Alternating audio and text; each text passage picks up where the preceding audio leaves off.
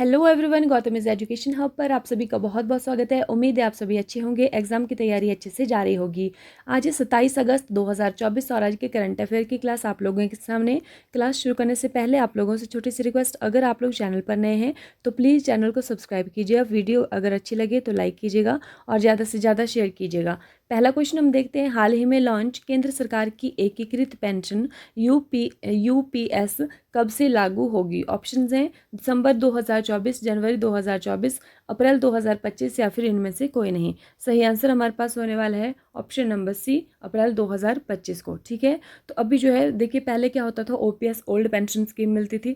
ठीक है, उसके बाद सरकार ने ओल्ड पेंशन को बंद कर दिया और उसके स्थान पर न्यू पेंशन स्कीम एनपीएस मिलना शुरू हो गई। ठीक है, तो अभी सरकार ने क्या किया है, एक एकीकृत पेंशन यूपीएस का जो है वो सुझाव दिया था सरकार को, तो उस पर सरकार ने क्या कर दिया है, अब अमल किया है और अब इस ओपीएस को यूपीएस को लागू कर दिया गया है। ठीक है, अब यूपीएस में क्या क्या है, इसमें ये है कि ओपीएस और एनपीएस को मतलब इसमें सुनिश्चित एक राशि दी जाएगी कर्मचारियों को सेवानिवृत्ति के बाद। ठीक है, और ये केंद्रीकृत है, मतलब केंद्र सरकार की योजना है। अब अगर राज्य चाहें तो अपने अपने राज्यों में इसको चला सकते हैं। ठीक है, और ये अप्रैल 2025 के बाद होने वाली है।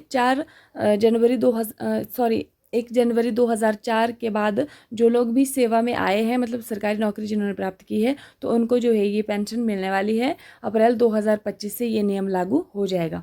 हाल ही में राजस्थान उच्च न्यायालय संग्रहालय का उद्घाटन किसने किया? ऑप्शन है नरेंद्र मोदी, जगदीप धनखड़, मनिंद्र मोहन या फिर इनमें से कोई नहीं। सही आंसर हमारे पास होने वाला है ऑप्शन नंबर ए, नरेंद्र मोदी। ठीक है, तो राजस्थान उच्च न्यायालय संग्रहालय का उद्घाटन किया है, किसने किया है? हमारे जो पीएम है नरेंद्र मोदी जी, इन्होंने किया है। ठीक है, राजस्थान उच्च न्यायालय के न्यायाधीश की अगर बात करें तो उनका नाम है मनिंद्र मोहन, ये भी आपको पता होना चाहिए। हाल ही में टिकटॉक से प्रतिबंध हटाने की घोषणा किसने की है? ऑप्शन है नेपाल, भूटान, बांग्लादेश या फिर म्यांमार। सही आंसर हमारे पास होने वाला है ऑप्शन नंबर ए, नेपाल। ठीक है, तो टिकटॉक पर जो प्रतिबंध लगाया था उसको हटाने की घोषणा नेपाल ने की है। हाल ही में सुभद्रा योजना किसने प्रारंभ की है? ओडिशा, बिहार, राजस्थान या फिर इनमें से कोई नहीं।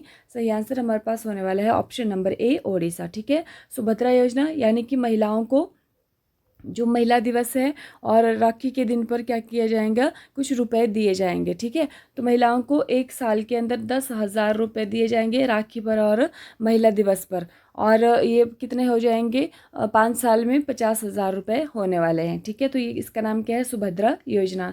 हाल ही में कौन टेक्सास आर्थिक विकास निगम के अध्यक्ष नियुक्त हुए हैं? अरुण अग्रवाल, संदीप पुरी, जय शाह, इनमें से कोई नहीं।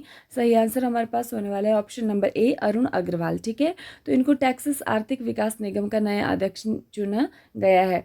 हाल ही में ब्लैक होल फाइंडर ऐप किसने लॉन्च किया है? ऑप्शंस हैं रूस, यूएसए, नीदरलैंड या फिर भारत। सही आंसर हमारे पास होने वाला है ऑप्शन नंबर सी, नीदरलैंड। ठीक है, क्या इन्होंने लॉन्च किया है? Black hole finder app launch किया है। हाल ही में केंद्र शासित प्रदेश लद्दाख में कितने नए जिले बनाने की घोषणा की है? ऑप्शंस हैं 2, 4, 5 या फिर इनमें से कोई नहीं। सही आंसर हमारे पास होने वाला है ऑप्शन नंबर सी, 5। ठीक है, तो जो केंद्र शासित प्रदेश जो यूटी है लद्दाख, तो इसमें नए जिले बनाने की घोषणा की है। पहले इसमें कितने जिले थे? 2 जिले थे। ठीक है, तो अब कितने बनाए जाएंगे? 5 नए और बनाए जाएंगे, तो ये घोषणा हो चुकी है। ठीक है, नेक्स्ट है, हाल ही में पहली बार आधिकारिक तौर पर मिथुन का पंजीकरण कहाँ किया गया है? मिजोरम, मेघालय, असम या फिर इनमें से कोई नहीं। सही आंसर हमारे पास होने वाला है ऑप्शन नंबर सी, असम। ठीक है, ये मिथुन क्या है, ये एक जानवर है जो स्वतंत्र रूप से, मतलब स्वच्छंद रूप से विचरण करता रहता है। तो देखिए कहाँ कहाँ पर मिलता है ये मिथुन। ये अरुणाचल प्रदेश और नागालैंड का एक तो राज्य पशु है, ये आप लोगों को ध्यान रखना है। कौन कौन से 2 राज्यों का? अरुणाचल प्रदेश और नागालैंड का राज्य पशु है। और ये मणिपुर, मिजोरम की पहाड़ियों में भी पाया जाता है। मणिपुर और मिजोरम की पहाड़ियों में पाया जाता है। और पंजीकरण किसने किया है? असम ने किया है।